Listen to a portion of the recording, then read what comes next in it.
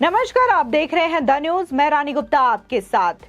कांग्रेस के पूर्व नेता गुलाम नबी आजाद ने कांग्रेस समेत तमाम विपक्षी दलों पर निशाना साधा है और उन्होंने प्रधानमंत्री नरेंद्र मोदी की जमकर तारीफ की है। उनका कहना है कि जिस तरीके से प्रधानमंत्री मोदी के तमाम चीजों को लेकर के, तमाम नीतियों को लेकर के मैंने विरोध किया, लेकिन कभी भी उन्होंने बदले की राजनीति नहीं की। उन्होंने हमेशा से ही एक राजनेता के तौर पर व्यवहार किया है। उन्होंने कभी भी नफरत की राजनीति नहीं की है। बता दें, जिस तरीके से गुलाम नबी आजाद ने ये स्टेटमेंट जारी किया है, ये बयान दिया है, तो इससे कहीं ना कहीं उन तमाम विपक्षी पार्टियों को आईना दिखाने का काम किया है, जो कि लगातार ये कह रहे हैं कि आज अगर ईडी की कार्रवाई हो, सीबीआई की कार्रवाई हो, या फिर अन्य जो फैसले लिए जा रहे हैं केंद्र सरकार के द्वारा, या फिर तमाम जो दिक्कतें आज विपक्षी पार्टियों को फेस करने की नौबत आ रही है, वो इस वजह से आ रही है क्योंकि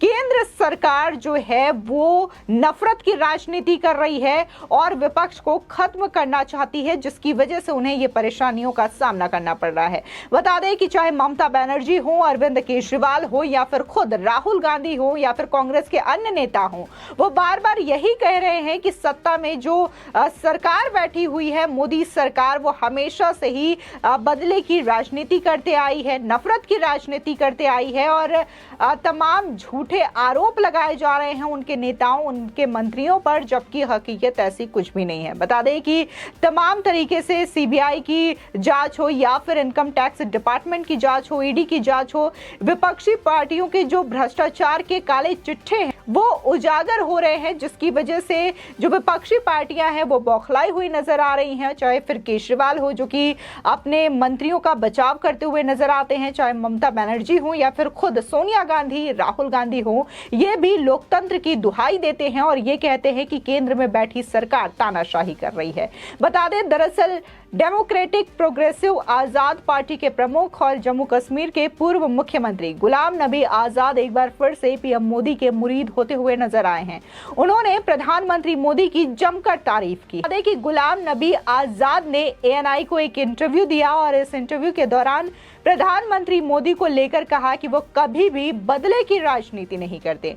बता दें, गुलाम नबी आजाद ने कहा कि पीएम मोदी के साथ मैंने जो किया उसके लिए मुझे मोदी को श्रेय देना चाहिए। वो बहुत ही उदार हैं। विपक्ष के नेता के रूप में मैंने उन्हें कभी भी किसी भी मुद्दे पर नहीं बख्शा है, चाहे फिर वो धारा 370 हो, सीएए हो, या फिर हिजाब का मुद्दा हो। मुझे कुछ बिल पूरी तरीके से फेल हो गए, लेकिन मुझे उन्हें इसका श्रेय देना चाहिए क्योंकि उन्होंने एक राजनेता की तरह बर्ताव किया, ना कि उन्होंने मुझसे कभी बदला लिया इन तमाम चीजों को लेकर के। बता दें, साथ ही गुलाम नबी आजाद ने खुद को और G23 के नेताओं को बीजेपी का करीबी बताने वाले कांग्रेस के आरोपों पर भी पलटवार किया और उन्होंने कांग्रेस पार्टी पर जमकर निशाना साधा। बता दें, गुलाम नबी आजाद ने कहा कि वो लोग मूर्ख हैं। अगर G23 बीजेपी का प्रवक्ता था तो उन्हें कांग्रेस के सांसद क्यों बनाए गए, उन्हें सांसद, महासचिव और पदाधिकारी क्यों बनाया गया है। साथ ही गुलाम नबी आजाद ने कहा कि मैं अकेला हूं जिसने पार्टी बनाई है और मैं वहां से इस्तीफा देकर के आया हूं, बाकी लोग अभी भी वही हैं। ये दुर्भाग्यपूर्ण है, अपरिपक्व है और बचकाना आरोप है। आपको बता दें, दरअसल देखने को मिला था कि G23 के नेताओं के द्वारा कांग्रेस की पार्टी को चिट्ठी लिखी गई थी। खासकर ये जो चिट्ठियां थी वो गांधी परिवार के लिए थी और इसमें खासकर गांधी परिवार को चुनौती दिए जाने के तौर पर यह खत लिखा गया था।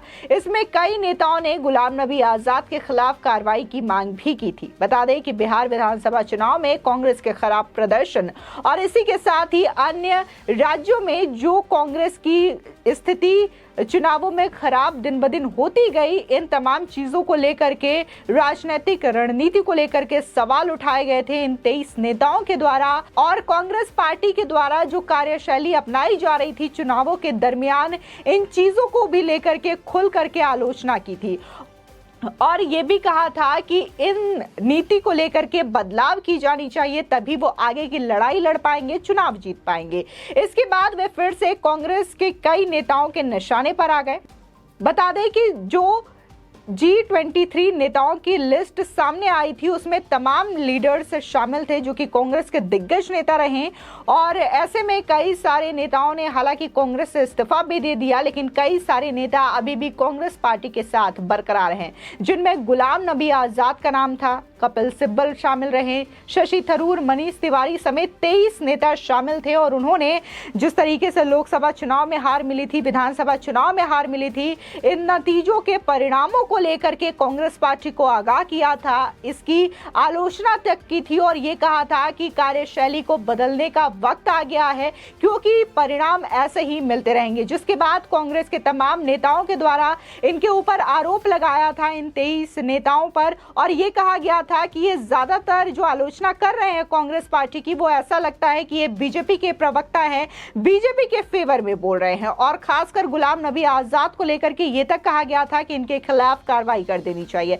फिलहाल जम्मू कश्मीर के पूर्व सीएम आजाद ने बीते साल अगस्त में कांग्रेस की प्राथमिक सदस्यता सहित सभी पदों से इस्तीफा दे दिया था। अपने त्याग पत्र में उन्होंने राहुल गांधी पर जमकर निशाना साधा था। उन्होंने इसके बाद डेमोक्रेटिक आजाद पार्टी के नाम से अपने नए राजनीतिक दल का गठन किया था। बता दें कि हाल ही में गुलाम नबी आजाद ने राहुल गांधी की संसद सदस्यता रद्द किए जाने पर भी प्रतिक्रिया व्यक्त की। उन्होंने कहा कि कांग्रेस नेता राहुल गांधी का लोकसभा से अयोग्य होना लोकतंत्र के लिए अच्छा नहीं है। मैं इसके खिलाफ हूं, चाहे वो राहुल गांधी हो या फिर लालू प्रसाद यादव या कोई अन्य सांसद या विधायक हो। एक तरफ एक जज ने फैसला सुनाया और दूसरी ओर सांसद या विधायक को अयोग्य घोषित कर दिया गया।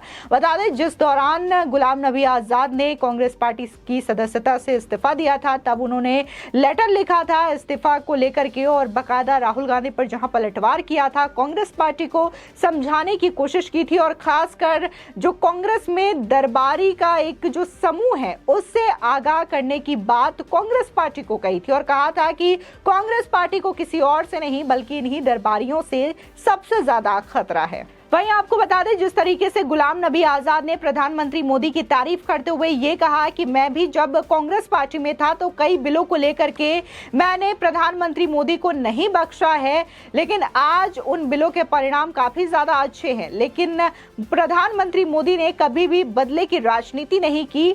और जहां अगर हम दूसरी पार्टियों की बात करें तो अन्य विपक्षी दलों का ये कहना है कि जो केंद्र सरकार में बैठे पीएम मोदी हैं वो हमेशा से ही बदले की राजनीति करते आए हैं और जानबूझ करके सीबीआई ईडी को कार्रवाई के लिए कहा जाता है कि विपक्षी दलों के घरों पर रेड करी जाए, उनके नेताओं को परेशान किया जाए।